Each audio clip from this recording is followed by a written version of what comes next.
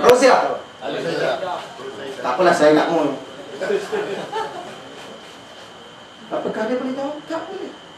520 juta. Kita boleh buat sekolah, kita boleh buat hospital, kita boleh beli komputer, kita boleh siapkan prasarana untuk rakyat. Kita tak payah naikkan harga tol, tak payah naikkan harga minyak. Kerana apa? Wang ini boleh kita serah balik kepada rakyat. Apakah salah kalau saya bicara seperti ini? Tak cukup itu. Sekali lagi Datuk Seri Najib, Menteri Pertahanan, beli jet pejuang Sukhoi daripada Rusia, 2 biji.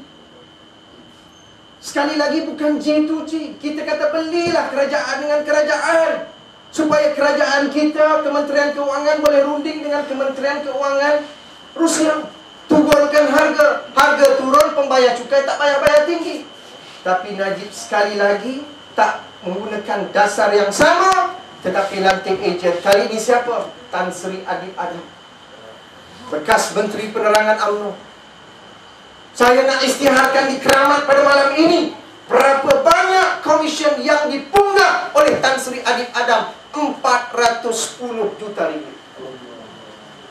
410 juta ringgit dikongsi dengan adik kepada Datuk Seri Najib Tun Abdul Razak.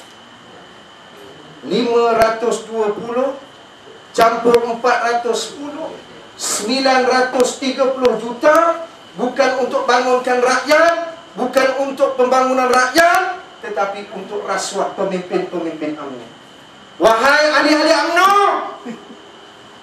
bangunlah kamu daripada kesesatan. Bangunlah, cukuplah. Jangan jual maruah dengan kain batik, jangan jual maruah dengan keris. Tak boleh. Keris tak selesai masalah. Dia cabut keris lagi besar rasuah dia. Tahun lepas, tahun 2 tahun lepas, keris 6 inci. Tahun 2006, 2 kaki dah keris. Dia nak bagi orang takut. Saya nak bagi tahu pemuda UMNO, kami dalam keadilan tak takut dengan keris. Rakyat tidak boleh diugut dengan keris. Keris tidak boleh selesaikan masalah rakyat. Apakah bila cabut keris orang Keramat kaya? Tak kaya. Orang Melayu masih merempat. Dasar ekonomi baru yang dibawa oleh UMNO dulu satu ketika ada manfaat kepada orang Melayu, saya tidak nafikan. Pada peringkat awal DEB ada memberi keuntungan kepada orang Melayu. Tetapi semenjak kebelakangan ini, DEB tidak lagi memberikan manfaat kepada orang Melayu, tetapi DEB sekadar memunggah kekayaan negara untuk pemimpin-pemimpin bangsawan UMNO yang ada pada hari ini. Setelah itu saya isytihar, saya buat laporan.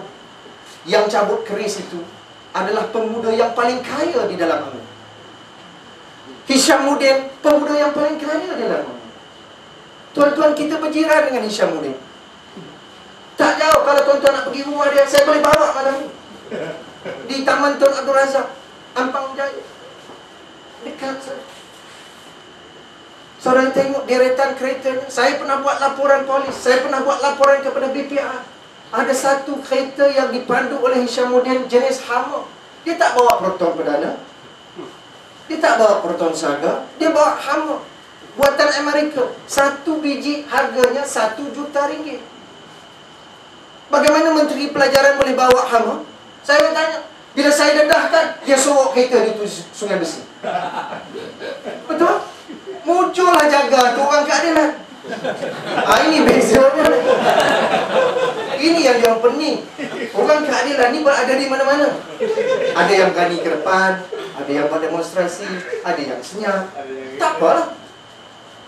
Sampai ke dalam penjara Sungai Buloh, ramai orang keadilan. Betul? Termasuk pegawai-pegawai penjara. Saya boleh cerita sekarang sebab dah bebas. Dulu, setiap kali saya bawa ziarah Datuk Seri Anwar Ibrahim di penjara Sungai Buloh, saya bawa borang keahlian keadilan.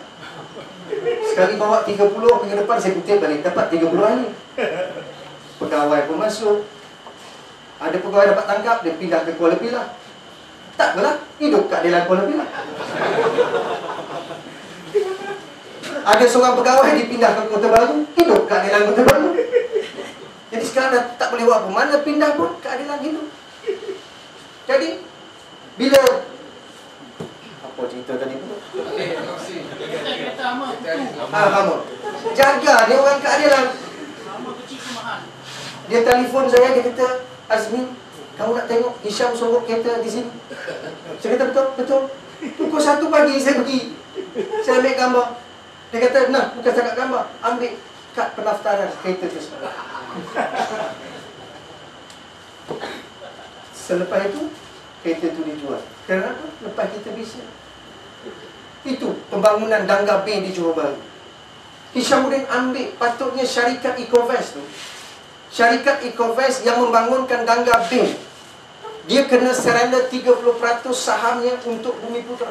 Sebab dia nak disenaraikan di bursa saham Kuala Lumpur.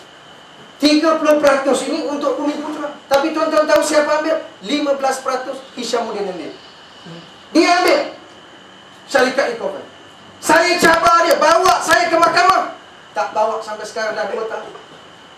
Dia ambil 15% saham Ecoverse.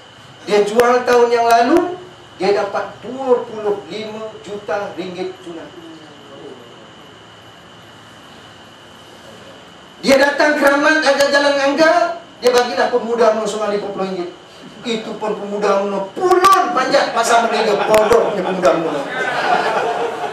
Bodoh. Bukan bodoh, bangang, kata Ustaz mereka. Cuba kamu tanya, wahai ketua kami, wahai Hishamuddin, kamu dapat 25 juta, kamu bagi kami RM50. Cuba tanya, tak berani. Dia dapat RM50 sampai pagi dia pasang Merdeka. Apa punya pemuda? Apa nak jadi? Tak cukup itu, saya dedahkan pula ni, lebuh raya Duke ni, daripada kebetulan daripada Hulu Kelang. Saudara tahu daripada lebuh raya ni yang tengah buat sekarang ni, yang kecoh di kampung, beberapa kampung bawah Semarak dan sebagainya. Siapa dapat kontrak itu? Kontrak itu RM1 bilion, RM1,000 juta. Patutnya kontrak ini bagilah kontraktor Bumiputra, bagilah orang Melayu. Akhirnya diberi pada siapa? Orang Melayu juga. Nama dia siapa? Haris bin Tun Hussein On. Haris bin Tun Hussein On adalah adik Hishamuddin Tun Hussein On. Mengapa ini berlaku? Haris dapat lebuh raya RM1 bilion. Orang Keramat tak dapat, orang UMNO tak dapat, padan muka. Orang PAS dengan keadilan jauh sekali boleh dapat. Ini yang berlaku. Di mana prinsip dan amalan dasar-dasar ekonomi baru yang sepatutnya memberi keuntungan kepada orang Melayu, akhirnya hari ini dipunggah oleh mereka. Sebab itu